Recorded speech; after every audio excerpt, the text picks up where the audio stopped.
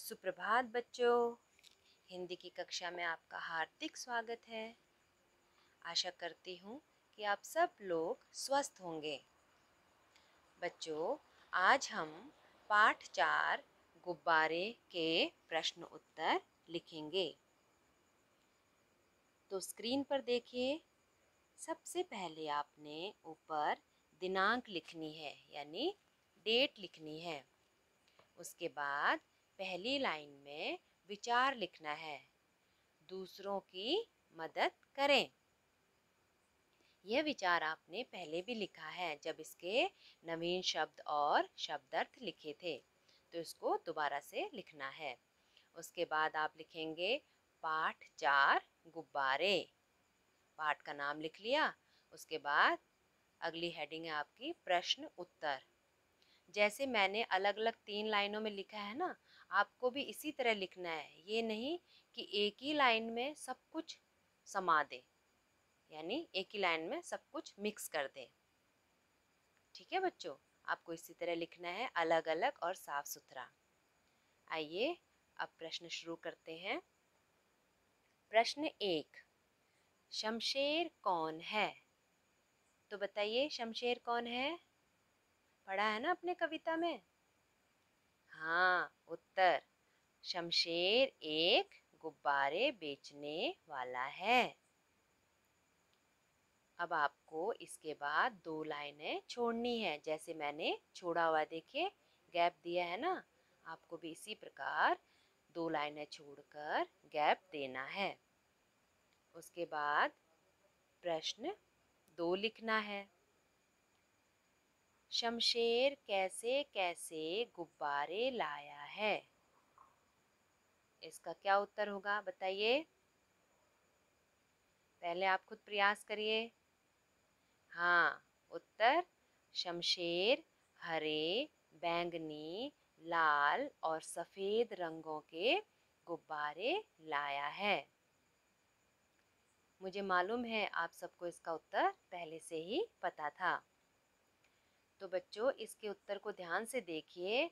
मैंने बीच बीच में कुछ निशान टाइप के लगाए हुए हैं, तो ये क्या हैं? जैसे हरे के बाद मैंने क्या लगाया छोटा सा? ये इंग्लिश में इसे कॉमा बोलते हैं और हिंदी में अर्ध विराम। अर्ध मतलब आधा, विराम मतलब रुकना।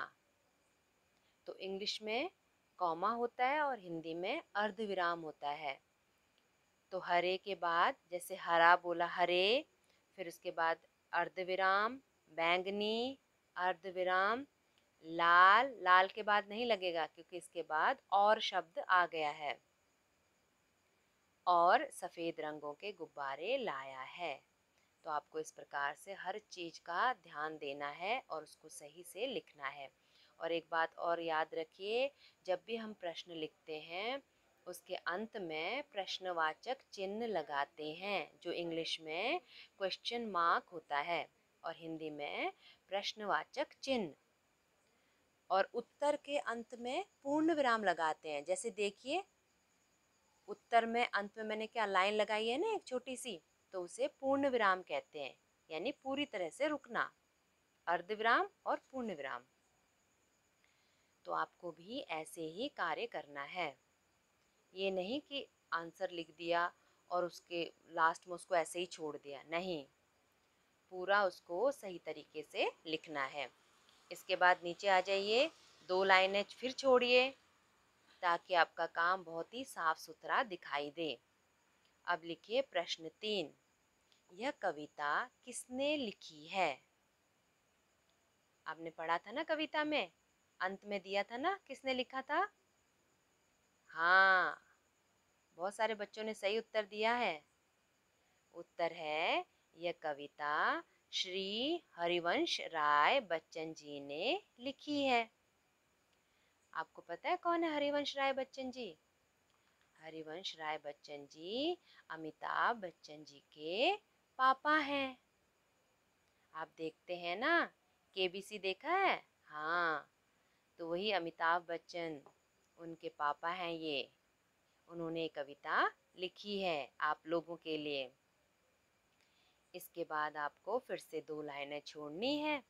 उसके बाद लिखना है प्रश्न 4।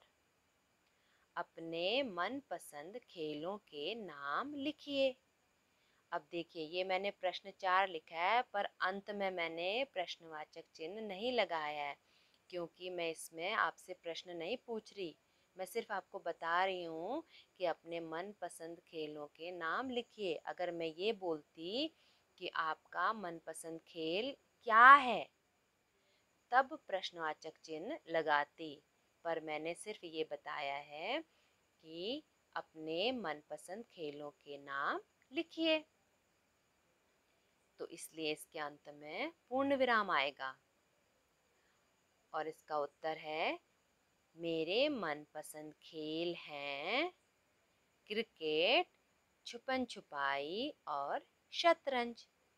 तो बच्चों, ये तो मेरे खेल हैं, मेरे मनपसंद खेल हैं। आपको इसमें अपने मनपसंद खेलों के नाम लिखने हैं।